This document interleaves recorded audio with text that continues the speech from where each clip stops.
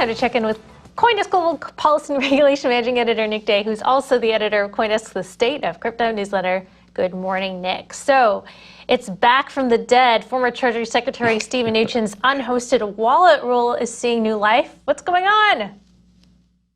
Good morning. Yeah, so this morning in the U.S. Treasury Department's semi-annual agenda, a once every 6-month document that outlines the agency's priorities over the next half year, is going to list the unhosted wallet rule from December 2020 as something that the Treasury Department will be taking a look at and working on over the next 6 months.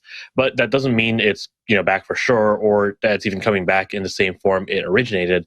It just means that the Treasury Department is looking at this, and if the folks over there wanted to do something, they will have kind of the cover necessary to do so. It's not just coming out of nowhere and saying, "Hey, we're looking at this." But there could be a number of different ways that this rule could play out. So nothing's for sure yet.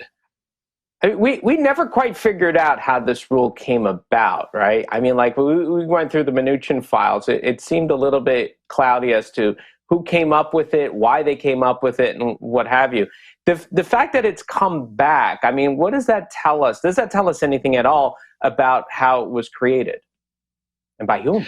So from what I understand, the people running FinCEN, the Financial Crimes Enforcement Network, which is nominally the agency that's trying to implement this, are not that interested in the rule. This has been a Treasury-driven procedure since the beginning.